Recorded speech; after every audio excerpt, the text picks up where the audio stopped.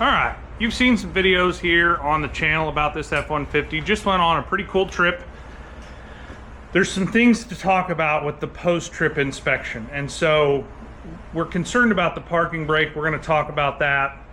I'm also gonna talk about some of the lug nuts and the torque that was absolutely absurd on those. And then potentially some of the high heat that is in the front brake system that really wasn't there before the trip. So the main reason that it's in here right now, and hopefully it'll come through nice and clear in the video,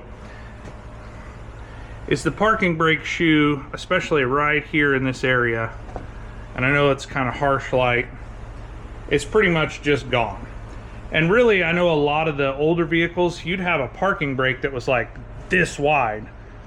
Well, now we got one that's like that wide. So it doesn't take a whole lot before that thing gives up. So definitely in need of new shoes, but as well as, you know, don't put a lot of stake in the brake shoes or the parking brake shoes holding, you know, potentially a 5,000–6,000 pound vehicle. They are here, they'll kind of work, but they're not like the parking brakes of old. One of the things while we're in here with service that I always do is I clean this friction area here, and you can kind of see the shiny spot. You really want some lubricant, and they make a silicone brake lubricant that goes there. And then right in here, those slide pins, you want them moving real free, and any friction areas on the back side of these pads, just to make sure as you give it the beans with your foot and you get off of it that they release evenly.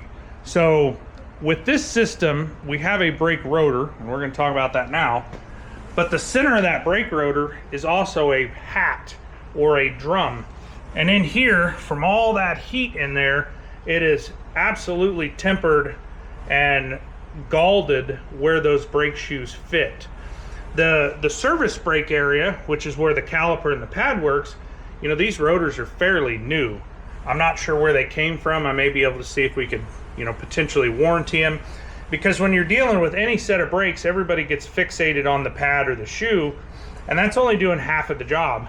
The way that it engages, or the friction of either a rotor or a drum, or in this case, kind of a hybrid, really decides how it's gonna stop, how it's gonna hold. And if I have a surface that's not going to bite into that due to the heat and the tempering or glazing, galling, whatever you want to call it, it's not going to work correctly. The other thing is, whoever the last mechanic or whoever put the lug nuts on here, they used an impact and they extremely over tightened them. We ended up having to get a breaker bar out, and I have 3,000 foot-pound impacts, and it would not take them off. I could get some of them off, but we had to break it with a big cheater pipe and a bar. I bring that up because there's a torque on lug nuts.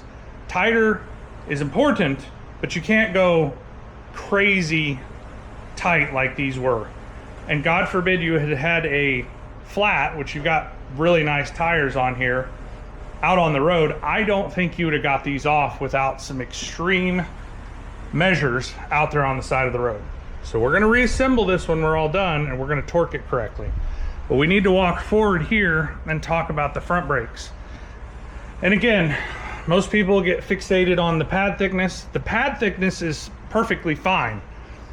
However, the coloration of these rotors show me that this has been under some extreme heat. And similar to what we talked about with the rear brake shoe or parking brake shoe, we have a similar case on the front. It's really not my decision. I'm just reporting the news at this point in time. But these front brakes have been driven past just what a brake service would take care of it. And it has gotten the caliper too hot. I'm sure it's gotten the hose too hot, but it's absolutely gotten the rotor and pad way too hot.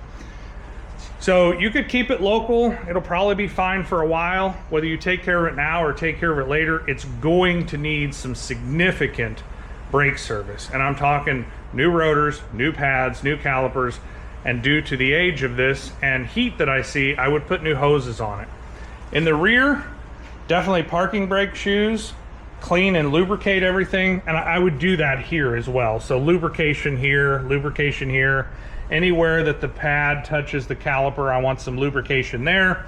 I don't want any rust jacking or corrosion. And so that's going to be the right fix. Whether it's done now or later, doesn't matter to me. I'm just letting you know what I see.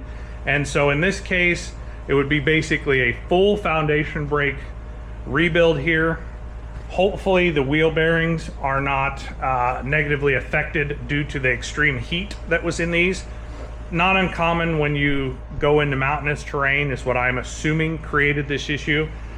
And then we don't have to necessarily replace. I can probably scuff and try and cross hatch that hat, but if I could warranty the rears out, I sure would.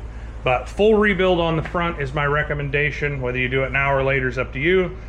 Parking brake shoes, potentially warranty the service brakes back there, and then rotate the tires and properly torque the lug studs.